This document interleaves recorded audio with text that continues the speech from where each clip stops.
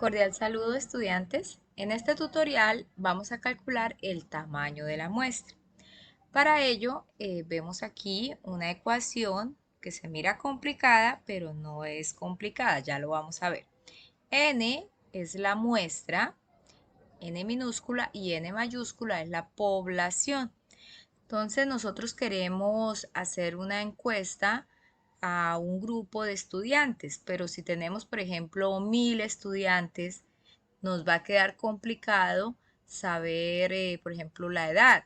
Entonces vamos a escoger de esa población, de ese universo de estudiantes, vamos a escoger una muestra.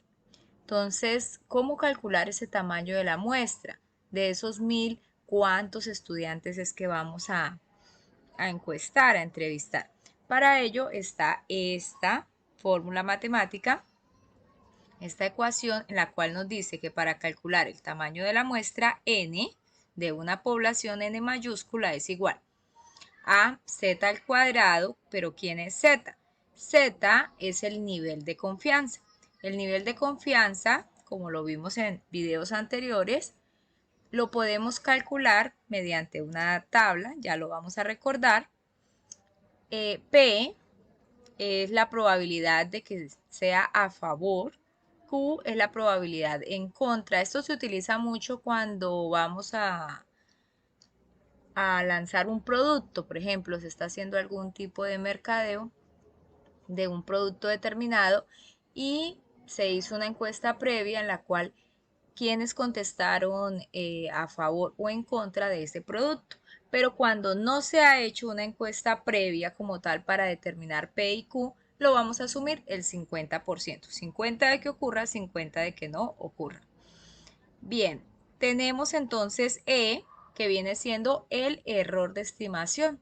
Ese error puede ser del 2%, del 3%, del 5%. Tiene que ver mucho a la hora de calcular el tamaño de la muestra.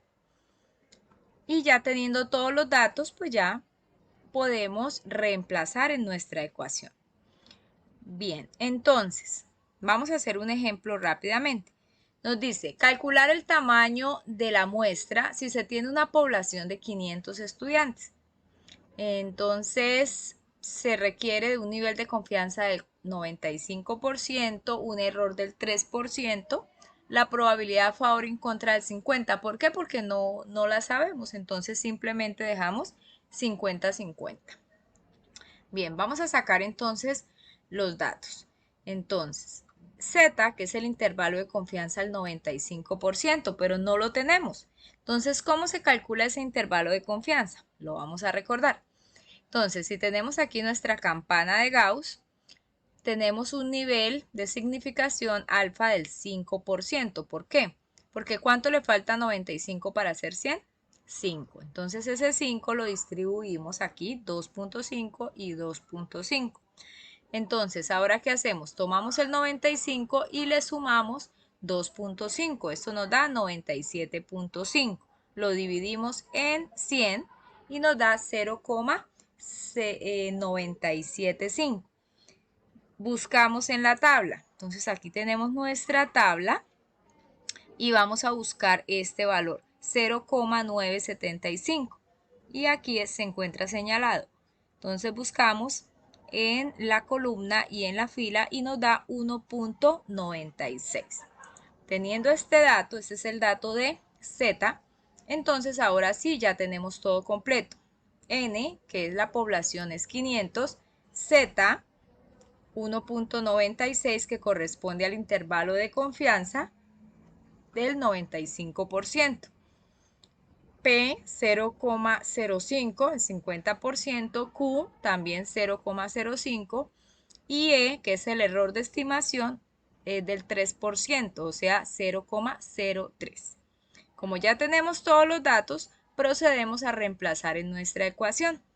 Entonces Z es 1.96 y este valor lo elevamos aquí al cuadrado por 0,5 de P por 0,5 de Q por 500.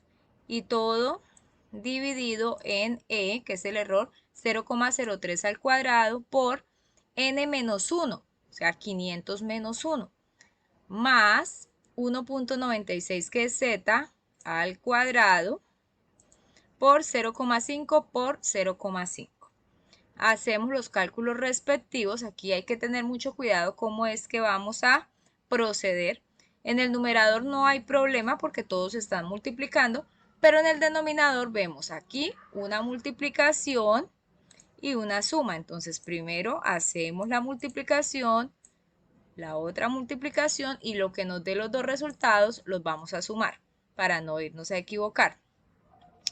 Bien, entonces al hacer las operaciones respectivas nos arroja una muestra de 340.69. Como estamos hablando de personas, de estudiantes, pues vamos a redondearlo a 341, ya que la cifra pues supera 5, entonces lo podemos redondear a 341. En internet podemos encontrar muchas páginas, muchas calculadoras que nos hacen todo esto. Entonces, precisamente aquí tengo una. Esta la encontré aquí en una de las páginas. Y aquí nos dice, ya está todo listo, n de cuánto es. Entonces, 500. Z, 1.96. ¿Por qué 1.96? Porque corresponde a un intervalo de confianza del 95%. Nosotros ya lo sacamos con la tabla. Efectivamente nos dio 1.96, pero puede ser un intervalo de confianza del 99, del 98, del 80, del 50 y así va cambiando el valor de Z. Bien, P 50%, 50% y E el error del 3%. Al hacer estos cálculos nos da 340.69, lo que nos había dado aquí de forma reemplazando en nuestra ecuación. Pero lo vamos a redondear precisamente a 341. Entonces con esta calculadora nosotros podemos verificar que todos estos cálculos estén bien hechos. Bien, entonces esta es la forma de calcular la muestra de una población. Si yo, por ejemplo, aquí le coloco un error del 2%, mire que me va a cambiar a 413 y así sucesivamente. Si yo le colocara un error del 5%, 217 y así sucesivamente. Entonces, el error de estimación es fundamental a la hora de hacer estos cálculos de esta muestra finita. Bien, vamos entonces ahora a calcular el tamaño de una muestra estratificada. ¿Qué significará eso de estratificada? Estratificada. Entonces, lo que se quiere es que para cada grupo, para cada curso, para cada programa, para cada localidad, podamos identificar a cuántas personas se pueden entrevistar. Entonces vamos a hacerlo mediante este ejemplo. Dice acá, se quiere hacer una encuesta a estudiantes de 4 programas de una universidad. El número de estudiantes de cada programa se muestra a continuación. Entonces, tenemos el programa 1, 2, 3, 4 y tenemos la cantidad de estudiantes. Nos da un total de 500. Bien, ¿qué hacemos? No vamos a entrevistar a todos los 100 del programa 1, a todos los 110 del programa 2 y así sucesivamente. Vamos a ver hasta cuántos estudiantes podemos entrevistar de cada programa. Entonces, por eso decimos una muestra estratificada, o sea, para cada programa. ¿Cuál es el primer paso? El primer paso es hallar la muestra de la población. En este caso, la población será la sumatoria de la cantidad de estudiantes de los 4 programas. Eso nos da 500 para nuestro ejemplo. Entonces, vamos a hallar ese tamaño de muestra. Y vamos a tener en cuenta el mismo nivel de confianza del ejercicio anterior y vamos a tener en cuenta un error del 3%, igual que en el ejercicio anterior.